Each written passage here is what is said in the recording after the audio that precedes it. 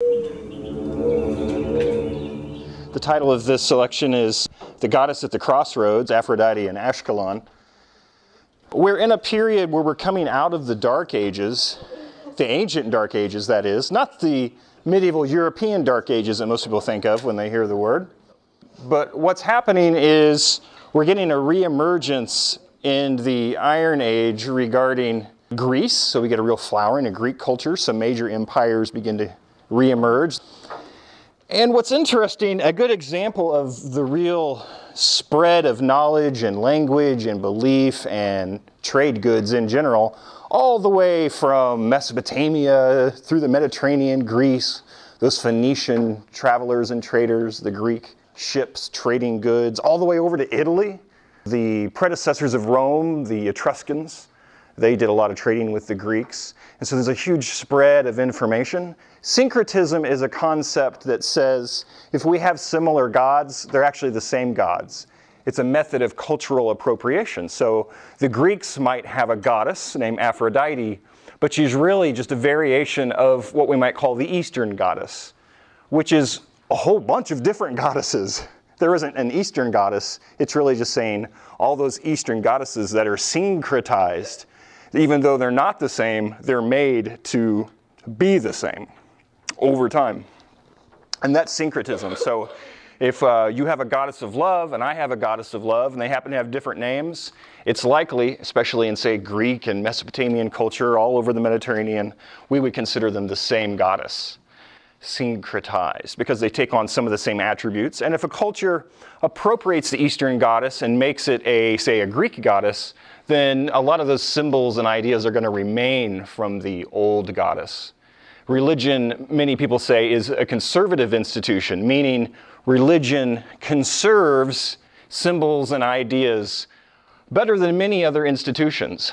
Another highly conservative institution that maintains even language as archaic language is the study of law. If some of you have studied law, you'll find that you're embracing tradition of legal precedent and wording, sometimes very archaic wording in legal writings. And so what we have with Greek reemergence is we have the entrance of this Eastern goddess into the Greek and Roman tradition. But what's fascinating about the Eastern goddess is that she is actually the only Eastern deity to make it into the collection of Greek Olympians. The Greek Olympians are, of course, Zeus, Hera, Artemis, Apollo, Dionysus.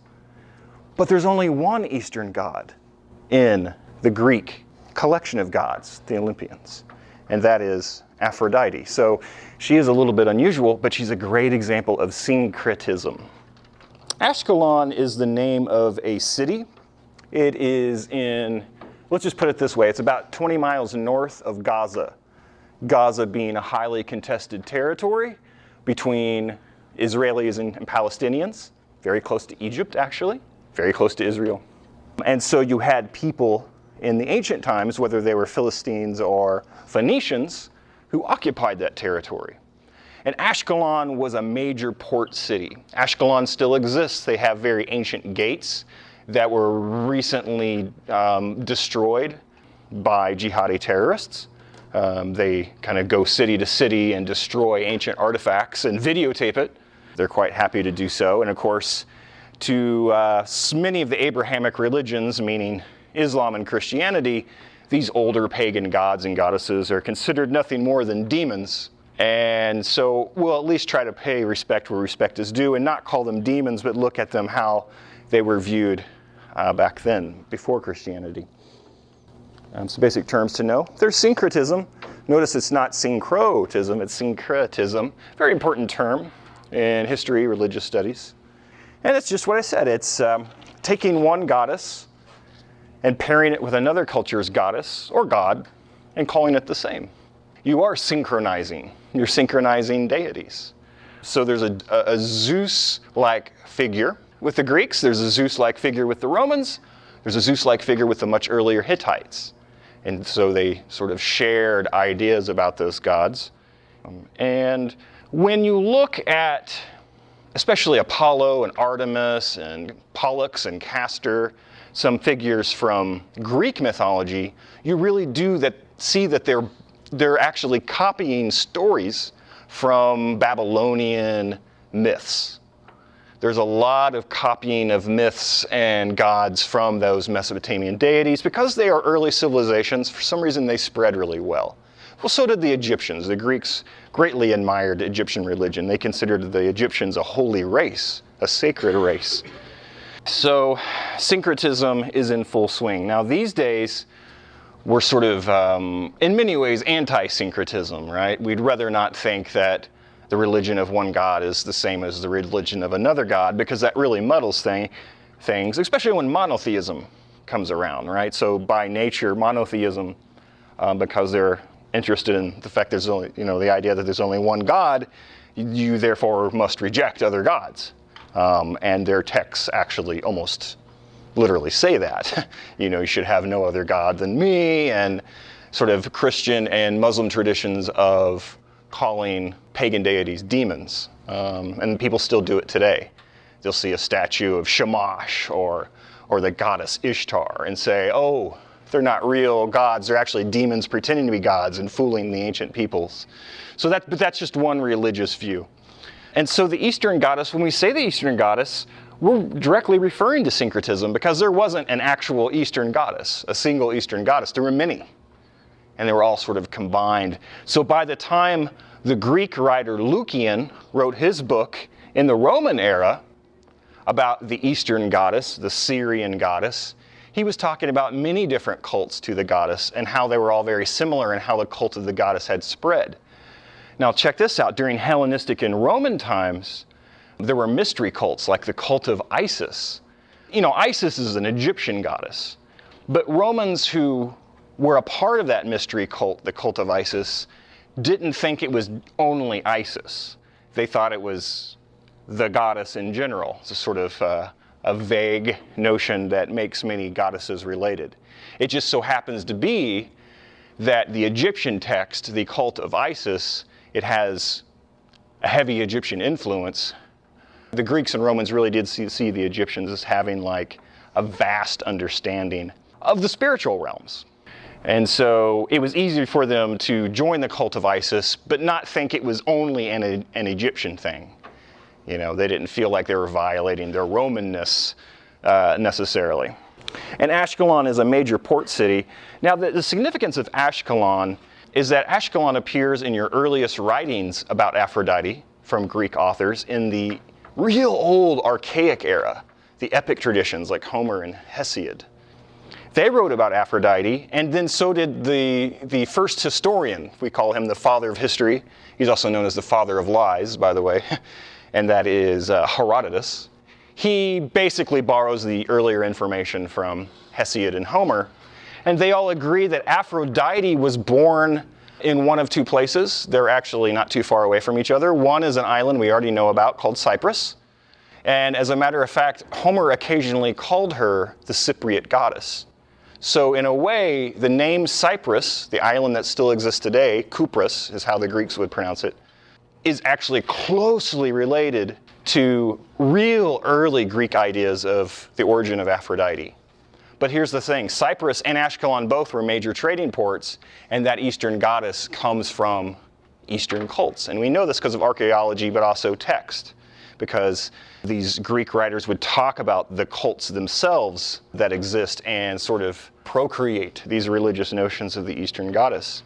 And make no mistake, this Eastern goddess wasn't like what we think of as Venus and Aphrodite these days. When we think of Venus and Aphrodite, we think of a beauty and procreation and maybe even lust or what have you.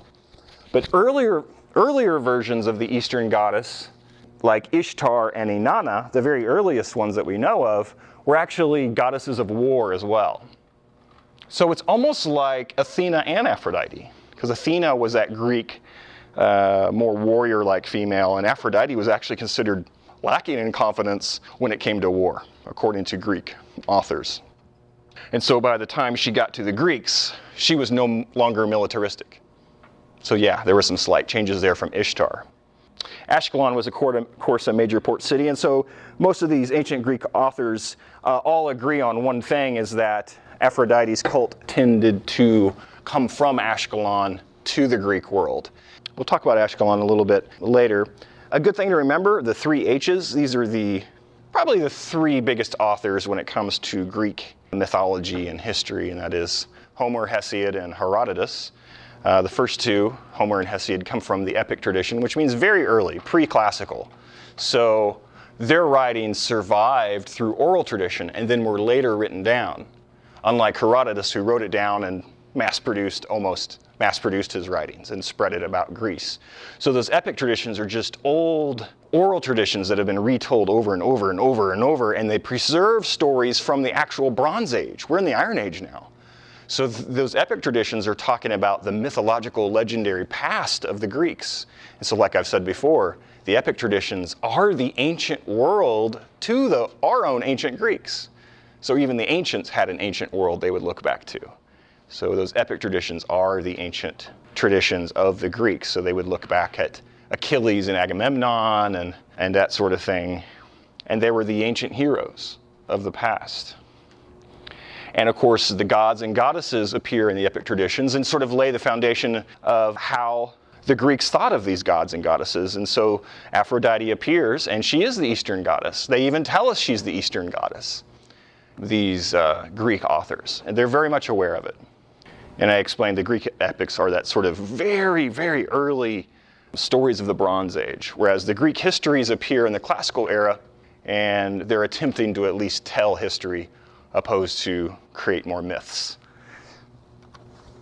And here we talk about the Eastern goddess. This is a famous representation from a seal. It's actually a cylinder that has impressions in it, and you roll it over a piece of clay, and this is the part of the image that appears.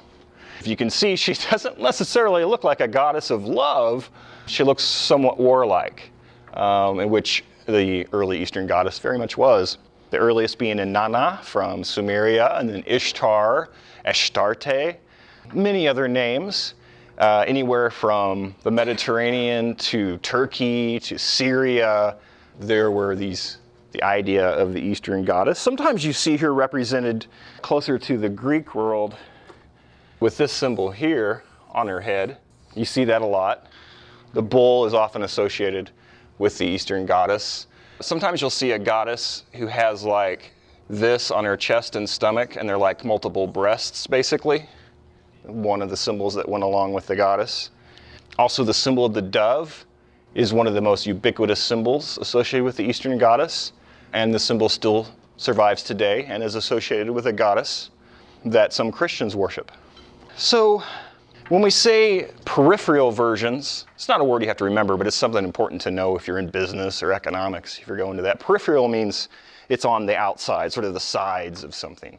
And so Ashkelon and Cyprus are all trading ports. And so what's interesting is we have actual records of Assyrians and Babylonians, especially like queens, funding cults of the Eastern goddess in cities, in port cities on the periphery, like Ashkelon.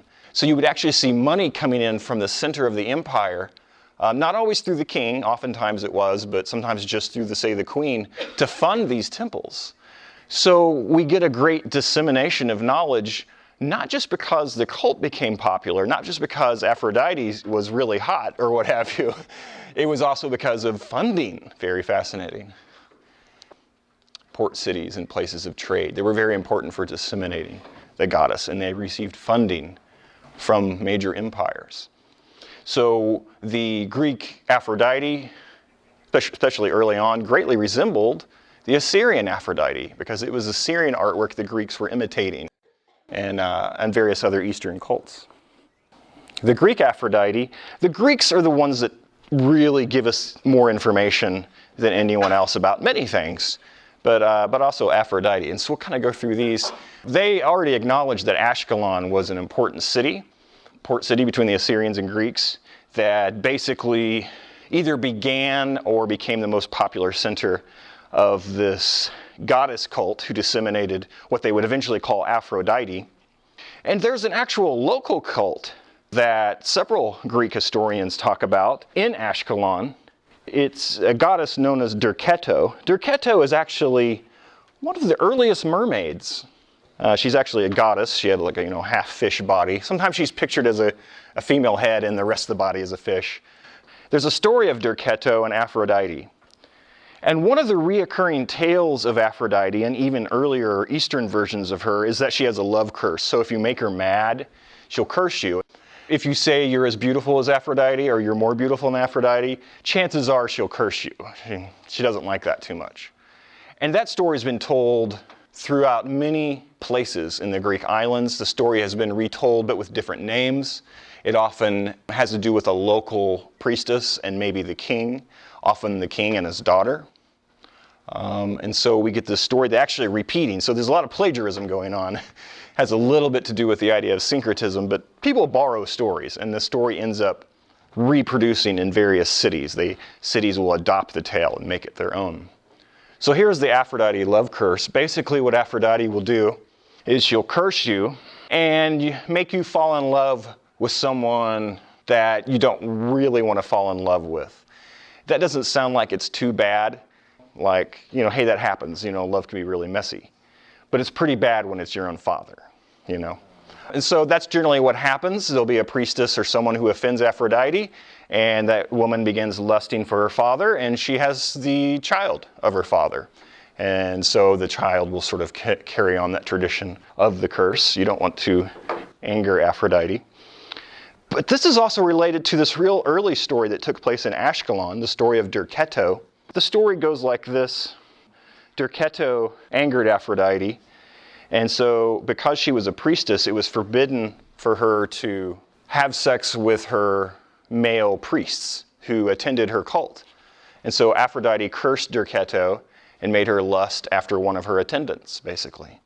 Derceto became pregnant, of course, and very ashamed, actually. She ended up basically going into self-exile. She changed totally into a fish and disappeared into a famous lake near Ashkelon. And every once in a while there's a spotting of a big fish. You get the legend of the big fish because of that. Somebody will say, oh, that's the goddess Derceto. Well, there's a story that emerges from this love curse that becomes one of the most popular and loved stories of the Greeks, and that is the legend of Semiramis. We don't hear a lot about her today, which is too bad, because she's really served as a story that has influenced many authors and writers.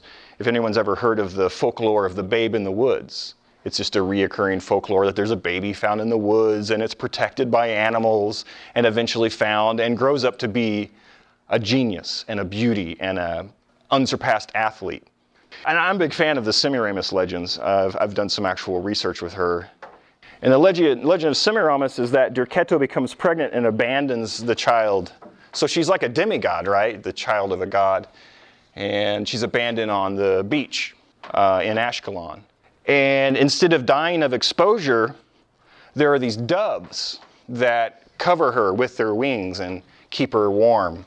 And they go to a neighbor farm and steal cheese and feed it to the little baby. So the baby grows up and, she's able to walk and that sort of thing. And just a little bit of time goes by and she's kind of a wild child raised by these doves. And of course, the interesting thing about this is she's a result of an Aphrodite love curse. But the doves are a symbol of Aphrodite. So it's almost like Aphrodite is a little bit compassionate for Semiramis. So the farmer sees that these doves are all stealing his cheese, all right? This would be an awesome Disney movie, I think. There are all these doves coming up and stealing his cheese off a big cheese block. He follows them. He's like, doves don't eat cheese. What's going on here? And he sees that they're feeding this little girl, and he decides to adopt her. And he happens to be like, basically, he owns a bunch of cattle in some land, so he'd be considered maybe middle class. Not poor or anything. And he actually sells cattle to the Assyrian army way up, right, in Nineveh. They're just in Ashkelon and close to modern-day Israel, Gaza, right, off the Mediterranean. And she grows up and she becomes just the most wise, most beautiful, physically superior athlete. She's just obviously a demigoddess, right? She has an ability to sort of influence people. She kind of calls the shots, especially has a strong influence over men. And one day, the right-hand man of the Assyrian emperor, Ninus, is out in Ashkelon buying cattle. And he sees Semiramis and automatically falls in love with her and wants to marry her. And of course, this farmer, well, yeah, he's the right-hand man of the big emperor, around. And so they get married. And I'll speed up the story a little bit. Basically, what happens is this cycle continues, and Ninus, the actual emperor, begins to lust for Semiramis. And this is because they were sieging a giant mountain fortress in Bactria. Semiramis shows up. They can't breach the walls until she shows up with 500 climbers, and they climb up the Acropolis and take the main citadel, and the war is won. She's a military genius and all those other attributes. And so, of course, the emperor falls in love with her. He decides he wants her. And so her actual husband, her first husband, commits suicide because he can't bear being without her. And they've already had a couple children and that sort of thing. And so Semiramis is now the queen. She has total control over Ninus. Ninus is basically, in some legends, she murders him, or she has a simple coup like Catherine the Great. Catherine the Great is considered the Semiramis of the north. And she becomes an Assyrian queen. And some people think she was actually a real Assyrian queen, and that overlaps with a significant moment in history. And so, but nonetheless, the Greeks know about Semiramis, but we have no idea exactly what route she passed, but we just know that she has, attributes that have continued. And so Semiramis became, to the Greeks, basically the most powerful female leader in history. Greeks themselves didn't have a lot of female leaders, so let's put it that way. So it's very interesting. She had to be Eastern for them to call her and even build up the legend of a powerful female figure. Very fascinating. Aphrodite, the name itself is Greek. Aphros, means foam. Aphrodite was born, basically two different gods were doing battle, and the genitals of one were cast down into the ocean. And as a result of that foam, Aphrodite was born. And so it's basically like calling her born of the foam goddess is essentially what we're calling her. So it's the sea. It's the foam of the sea. And there are certain symbolic references you might be able to figure out regarding that. But to the Greeks, she's a sex goddess, basically, and born of the sea, so she's no longer militaristic. I mentioned the reoccurring love curse. There's another curse that's actually really famous when it comes to the writings of Herodotus. The father of history, the father of lies.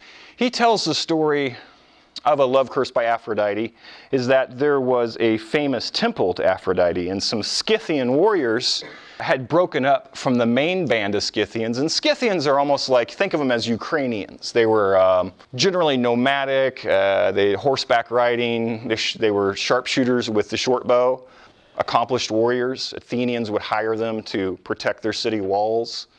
And so some Scythians decided to pillage this temple to Aphrodite. And Aphrodite cursed them, these males. And they become some of the first hermaphrodites in history, part man, part woman. So there is a tradition of shamans, of people who practice divination in Scythia, who were known as basically these sort of like sacred hermaphrodites, who even though they began as a curse from Aphrodite, they became these renowned spiritual advisors. These essentially hermaphrodites would practice divination so they could give you like an answer from the gods. You could say, hey, should we go to war today? Or is my wife faithful? Anything you might ask. And they would weave willow bark between their fingers as they figured out the answer. They had some method of weaving willow bark through their fingers. And so it's hard to replicate that. It must have been ritualistic. I'm sure it was interesting what they did, but who knows if it formed a certain pattern and then they read the pattern, or was it just part of a sort of a mental game to get them in the right mode to come up with the prophecy or what have you. So a very well-known Greek story of Scythian hermaphrodites. One thing you should know about Aphrodite, though, even though she doesn't have warlike attributes with the Greeks, she has various temples that symbolize different aspects of her. And the temples can be so radically different that some people will avoid, this one temple to Aphrodite, say down by the docks, where the pirates go, the ship workers go. And there's a temple to Aphrodite in the city proper where brides-to-be might go. And so Aphrodite, temple to temple, can mean different things. In Corinth, there's a temple dedicated to Aphrodite, and it's basically centered around sacred prostitution. In Athens, there's a temple to Aphrodite, not too far from the Acropolis. And you don't go there for a prostitute. A young girl will go there before she gets married, basically to receive the blessing of Aphrodite.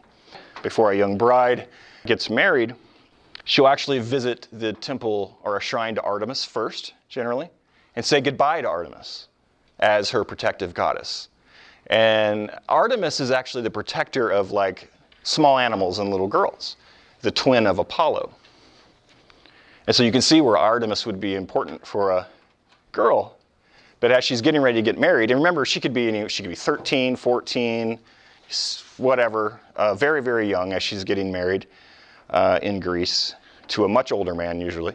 So a lot of 30-year-old men getting married to 15 and 14-year-old girls. She would say goodbye to Artemis and then go to the shrine of Aphrodite and ask her to help her get pregnant, basically, and dedicate herself to Aphrodite.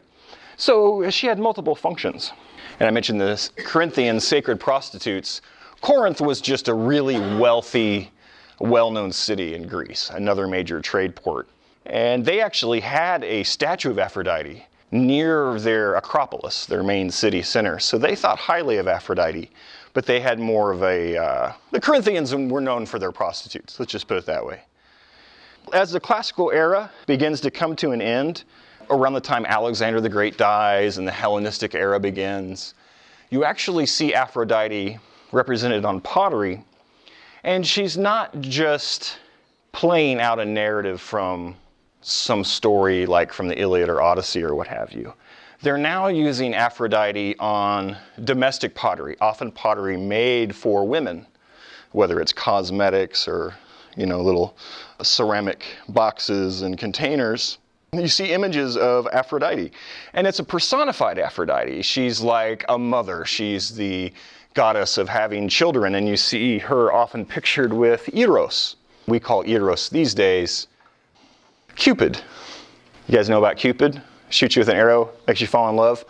Well, that's actually Eros from the Greeks. Very old, very, very old god. Eros is often now pictured as a baby with wings next to Aphrodite. And Aphrodite becomes almost like an image you would put on a product to sell. Becomes a personification of marriage and female things.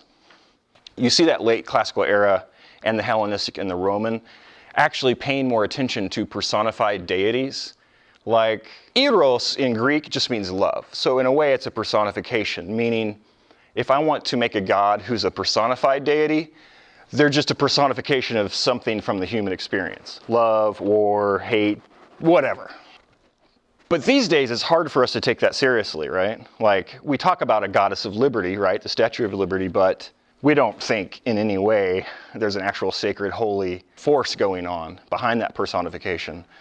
But personification actually became a big thing in the Hellenistic era and Roman era, where cults and temples would rise up basically based on a personified deity, not an actual historical deity. So they start worshiping victory, Nike, the word Nike. If you wear Nike shoes, that's the name of the goddess of victory, so.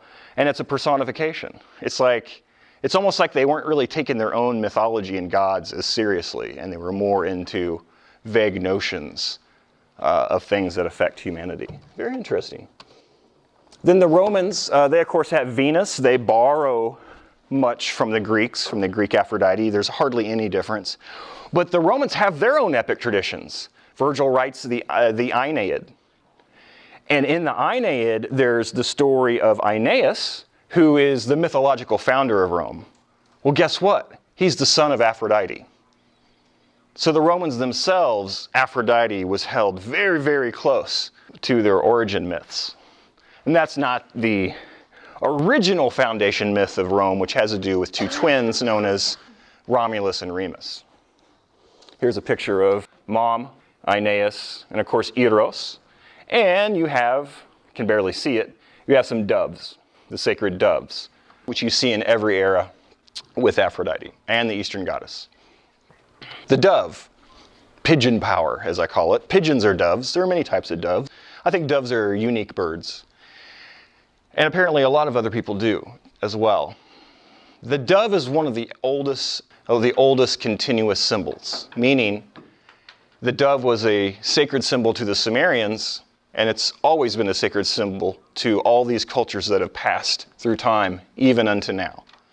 This dove is a sacred animal to us in a Christian society or a Jewish or Muslim society. The dove is still a sacred animal. We know about the story of the dove and Noah. Well, that's taken from an earlier story of a flood myth. There was a Noah figure from the Epic of Gilgamesh, very much like Noah. Noah is borrowed from that earlier myth of the flood. The bird that is released by this proto-Noah was a dove, and the dove came back, which usually means, there's no land to be found. In the story of Noah from the Old Testament, they release a dove that comes back, but then they release a raven, which does not come back, which shows that, hey, there is land finally, because they're stranded on all this water. The dove is pictured on statues with the Eastern goddess as well as Aphrodite. But why is that? What is special about the dove? Can anyone guess why that might be? White and pure. Well, some of them are white and pure, and I think that might be it too, because doves were bred. We still do that for weddings, don't we? We actually will rent doves and release them at a wedding. But yes, a lot of those doves were white doves, and you just don't see a lot of pure white birds around. But there are probably other reasons too. They're kind of unique. You ever listen to a pigeon or a turtle dove on the ground? They make a cooing noise. Not a lot of birds make cooing noises like that. It's kind of in their chest, right? And I don't know how to put this. I don't know if this is 100% accurate, but it might be kind of maybe you could associate that sound with a feminine quality, like a cooing sound. So for some reason, that cooing is associated with female deities and that sort of thing. Another thing that's really interesting about the dove, and a lot of people don't know about this, the dove secretes what's called a milk from its beak. It's not real milk, right? Because it's not a mammal. But it's called a milk, and it's actually a lining from inside their mouth. And they feed it to their young. It's highly nutritious, and it looks just like milk. And what's interesting, this early story with Semiramis, those doves were feeding Semiramis milk.